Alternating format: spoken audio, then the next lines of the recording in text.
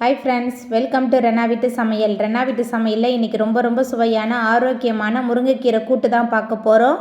நல்ல சுட சுட சாயத்தோட இந்த முருங்கைக்கீரை கூட்டை தாராளமாக ஊற்றி சாப்பிட்றதுக்கு ரொம்ப சூப்பராக இருக்கும்.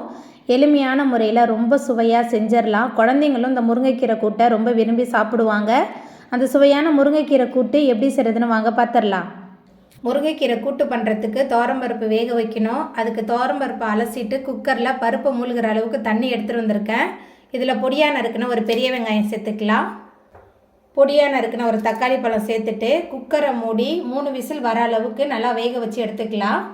துவரம்பருப்பு, தக்காளி, பெரிய வெங்காயம் சேர்த்துட்டு குக்கரை மூடி 3 விசில் வர அளவுக்கு நல்லா வேக வச்சு எடுத்துட்டேன். அந்த பருப்பை நல்லா கலந்துட்டு நம்ம சுத்தம் பண்ணி வச்சுருக்கிற முருங்கைக்கீரையை இந்த பருப்பில் சேர்த்துக்கலாம். இது கூடவே கொஞ்சமாக மஞ்சத்தூள் சேர்த்துக்கலாம். முருங்கைக்கீரை கூட்டுக்கு தேவையான அளவுக்கு கல்லுப்பு சேர்த்துட்டு நல்லா கலந்து விட்டுறலாம். தண்ணிலாம் எதுவுமே சேர்க்க வேணாம். இந்த பருப்பு வேக வச்ச இந்த தண்ணி, இந்த பருப்பே போதுமானதாக இருக்கும். கீரை சேர்த்துட்டு நல்லா கலந்தாச்சு. கீரை ஒரு கொதி வரட்டும், ரொம்ப நேரம் கொதிக்க வேணாம், ஒரு கொதி வந்தால் போதும்.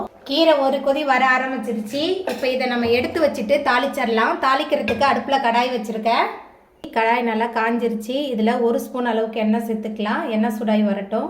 எண்ணெய் சுடாய் வந்துட்டு இதில் 1 டேபிள் ஸ்பூன் அளவுக்கு கடுகு சேர்த்துக்கலாம். கடுகு நல்லா பொரிய ஆரம்பிச்சிருச்சு. கிள்ளி வச்சுருக்கிற 2 காய்ந்த மிளகாய் சேர்த்துக்கலாம். காரம் காய்ந்த மிளகாய் காரம் மட்டும்தான்.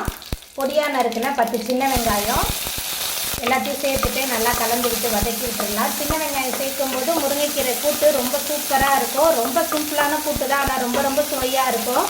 சாயத்தோட கலந்து சாப்பிட்றதுக்கு அட்டகாசமாக இருக்கும். நல்லா கலந்து விட்டு வதக்கி விட்டுடலாம். சின்ன வெங்காயம் நல்லா வதங்கி வந்துருச்சு. அதுக்கப்புறமா இதில் நம்ம வேக வச்சுருக்கிற துவரம்பருப்பு, கீரை கலவையை சேர்த்துடலாம்.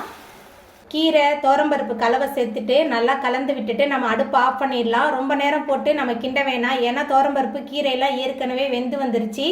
ரொம்ப சுவையான முருங்கைக்கீரை கூட்டு ரொம்பவே சூப்பராக ரெடி ஆகிட்டு இப்போ நம்ம அடுப்பு ஆஃப் பண்ணிடலாம். அவ்வளோதாங்க, ரொம்ப சுவையான முருங்கைக்கீரை கூட்டு சூப்பராக ரெடி ஆகிட்டு. இந்த சுவையான ஆரோக்கியமான முருங்கைக்கீரை கூட்டை நீங்களும் உங்கள் வீட்டில் செஞ்சு பாருங்கள். இந்த வீடியோ உங்களுக்கு பிடிச்சிருந்தா லைக் பண்ணுங்கள், ஷேர் பண்ணுங்கள், கமெண்ட் பண்ணுங்கள், சப்ஸ்கிரைப் பண்ணுங்கள். அப்படியே பக்கத்தில் உள்ள பெல் பட்டனையும் கிளிக் பண்ணிடுங்க. தேங்க்யூ.